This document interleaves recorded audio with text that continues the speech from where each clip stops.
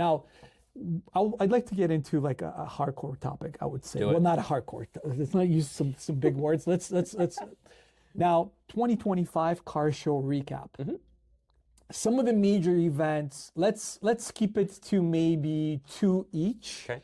Some of the major events that you found to be sort of the ones that kind of struck you, like not in the head, knock you out, but just kind of struck you in the heart, where you're like, okay, I really think that was a really cool event. What were the 2 for you? The big one for me this year was Bureaucracy in Montreal.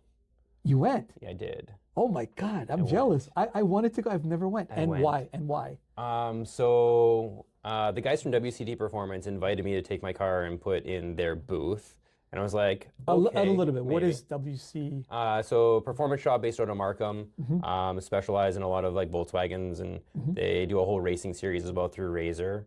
So just happened to be the first performance shop that I bought anything for my car from, and then built a relationship over years of modifying my car. So they invited you out, okay? I invited out, put my car in the booth, and I'm like, talk to my wife, and I'm like, we could turn it into a weekend trip.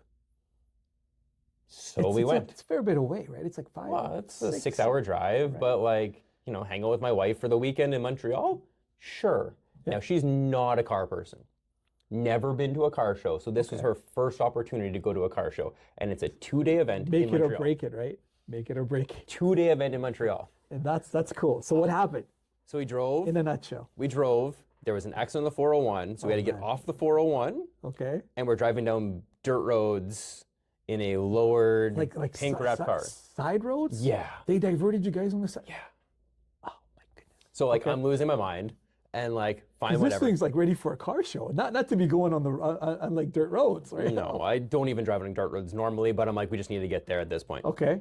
Finish the drive, get into Montreal. Yeah. I don't know if you've ever driven to Montreal, but the roads are even worse than the potholes and stuff that were on the dirt road. So it was no consequence. So it's true what they say. Oh, it's horrible. I've never really driven in Montreal, so yeah. Do not take a lowered car there if you don't have to. Okay, so the drive was obviously a challenge because of some side roads and stuff like that. So you finally get to Montreal. Okay. We go to the show Saturday morning, and it's a lineup. We're rolling in. How deep would you say?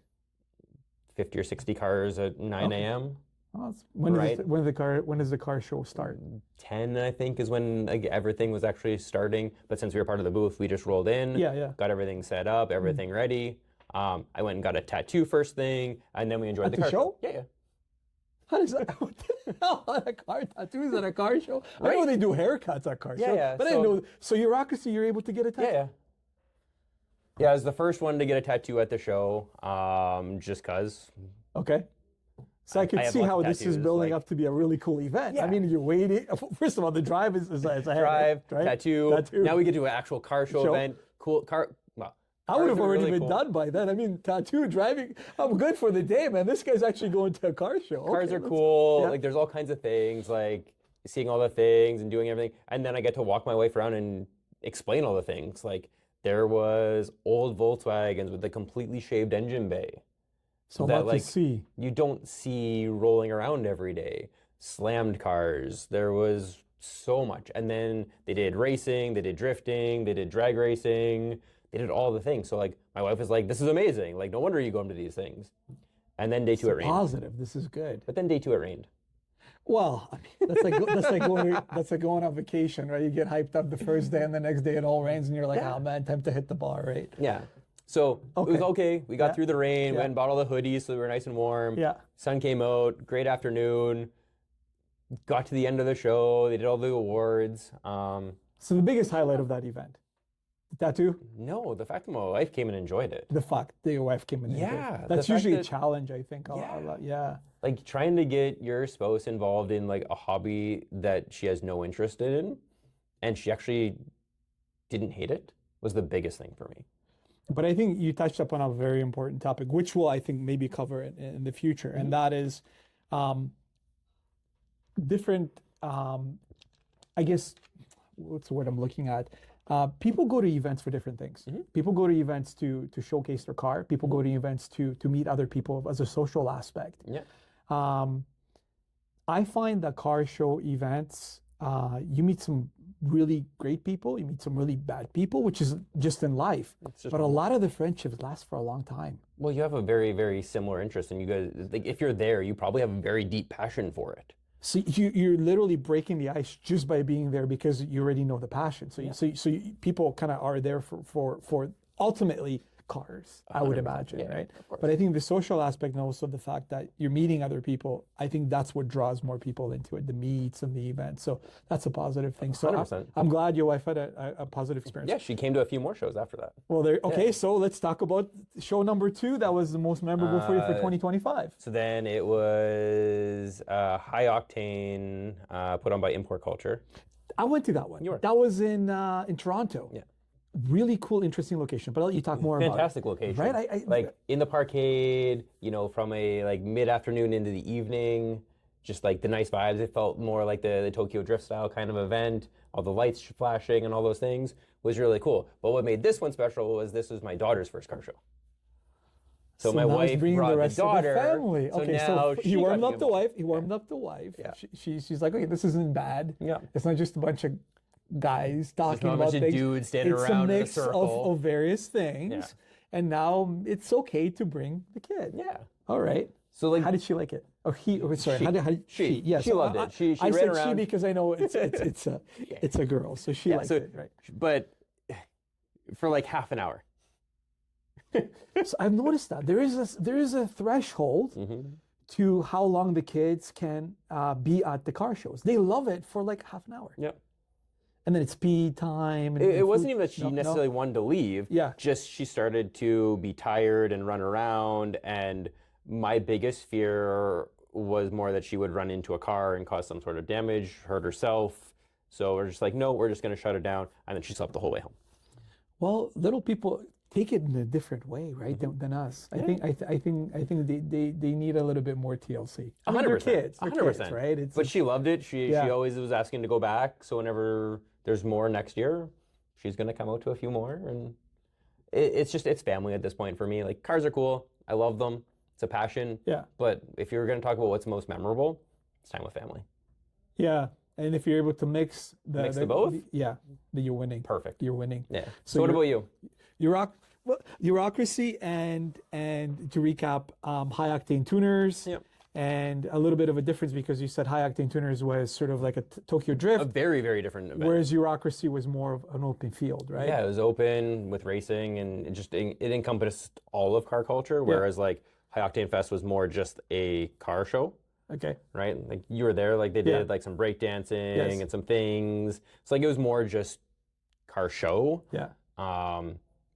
And rollout got crazy. But bureaucracy was just everything to do with car culture. Euro car culture. Yeah. Yeah. Well, even like drifting is a Japanese thing. So like they did drifting, they did street racing, they did drag racing. Drag racing is an very American thing, but it's just Euros. So like there wasn't like Toyotas, right? Perfect. So I apologize that I interrupted you a little bit. No, you're good. You're good. However, there's some connection, and the connection is also High Octane Tuner. I think was one of the most memorable events for me of 2025 because of the fact that it was a fresh location. It was. A lot of the shows have a tendency to recycle locations because it's very hard. And another topic for see, this is like an intro, but we're also touching upon. We know what we're going to talk about next. Well, we could talk on forever, but 100%. there's a limited time frame, and that is locations for car shows. It's very hard to find locations because of permits. There's a lot of sort of not nostalgia, but there's a lot of negativity, like what Dan mentioned as well too in the scene about the takeover culture and stuff like that. And a lot of people kind of being silly and doing silly things that should not. That makes true car enthusiasts, not to say that we are part of the scene, but it makes sort of collective of the good, the ones that want to be there for the passion seem as criminals and stuff. Like we're viewed that because of a couple bad apples in the bullshit, it only ever takes one person to ruin it for everybody else. Like right. So locations are a little bit of a challenge. So I found that High Octane was a great location because it's a fresh location. Never been there. Yeah. It was downtown, and it gave you sort of a parking spot. Yeah. Right. It gave you that kind of a Tokyo Drift, kind of like an import Euro, kind of like an underground. Yeah. That's the word I'm looking for. 100%. Underground vibe. Yeah. The beauty though is that you had food around, you had like so you could do a lot. It wasn't just sort of a parking lot in the You weren't just stuck there sitting by your car for 5 hours, because that's a whole thing in the car scene as well. Right. Well, entertainment is a challenge. Another topic which we're going to talk about, like entertainment is a challenge with some of the car events. I mean, you have DJs, but you don't really have live entertainment. But with that comes other challenges, right? Because you need permits for sound and various things. Everything. Yeah, which it's a business at the end of the day. Yeah. We understand that. Yeah. So that another topic which we can talk about and focus. So high octane tuners was great because of that aspect. We were able to do a booth with Squeaky Clean there. We had a couple customer cars. We got a really good, positive review, and we were able to talk about air suspension and modification. Yeah. And be able to draw a lot newer people into the scene, right? That are interested. And that was event number one. And I would say event number two is a little bit of a collective because of all the driven events. And the reason why I like driven is because of two things. Organization is really good. Roll-in times are pretty good. Same with Octane Tuners was a pretty good organization. Yeah. And another thing is I find that just personally, from my observation, I find that a lot of car shows, the people that are part of the show are the people that came and are the show, right? And I think it's hard. I'm speculating that could be a topic. We can bring in one of the show organizers here, which would potentially that we could ask them these questions, right?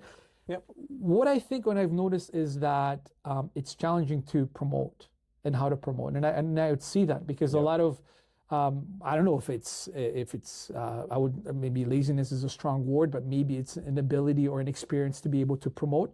But I found that driven is able to gather a lot of spectators. And faces I've never seen. And it's spectators that are not the people part of the show. Yeah, it's just regular people that have an interest. Right. So that I've noticed, just not to say that they're the only ones that maybe are doing it, but that's what I've noticed throughout the years. So that to me was really memorable. Yeah. Sort of putting aside an enthusiast, because I'm an enthusiast first and foremost, it was good for business because it's able to any kind of a business, any kind of a vendor, or even someone that's exhibiting the show, the cars, or the people part of it, because you're exposing your passion to a wider audience 100%. that might not necessarily be there at other events, right? And definitely something, and if we were able to bring in Mark in order to talk about his event, to see kind of maybe if he can share some secrets to grow and inspire other events. How he did it so well. Right.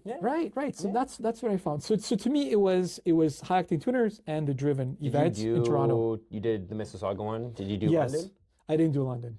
I did London last year. Okay. I did London. Same thing. Yeah. A lot of spectators. Yeah. You did London, right? I did London. Okay. So talk about London. I went to the Mississauga one. I didn't enter or anything like that, but I went just as a spectator to it, just to support them. I've known we Mark didn't for a meet long time. each other then. We right? didn't know each other at that point. Did you walk by my booth? 100%. Did you like what you see? Always. Yeah. Right? So we're doing something right. Okay, You are. great. You No are. worries. You No are. worries. No worries. We're always learning. 100%. We're always trying to grow. Yes. We don't know everything. We are here to get better every day. And learn. Learn, get fed. Please invite us out there so we can do mobile. I'm kidding. We'll do it anyways. But if you throw us something, great. Hortons, man. We'll do it for Tim Hortons. But yeah, so like Mississauga was great. Okay. Doing it at Driven London. Square One was great. Yeah. But London was different. London was a very different group of cars and a very different group of people this year. How so, you think? I think it's just demographic. Like, people in London would never travel to Mississauga, and most people from Toronto would never travel to London. What is a travel? It's about 2 hours. It's about a 2-hour drive. So you're essentially bringing in sort of like the import aspect and the cars, and then there was a lot of mobile to London. Yeah. I think a lot of people were also from London that showed up to the show because there was a lot of cars I hadn't seen before and haven't seen since. Right? Like even some of the shows in Niagara and that kind of area that I figured people from London might be a part of, I didn't see. So different cars in London. Different cars. Which is always the best part about going to a car show. You don't want to see the same 10 cars every time. Well, different locations, right? You want to see different faces, so some more spectators. Those are some really heavy aspects, right? As well as different cars. Let's not kid ourselves. The main scenes of, I think, car culture in Canada is Toronto. the GTA area. Toronto's huge. Vancouver, Vancouver's I would huge. say, right? You have more. Edmonton and Calgary have their own little niche things as well. Like Driven started in Edmonton. That's where Mark's from. So that's where it started. So they have a huge car scene there. I mean, obviously the car scene in Montreal is good. Yeah. I don't know how because the roads are horrible, but it's good.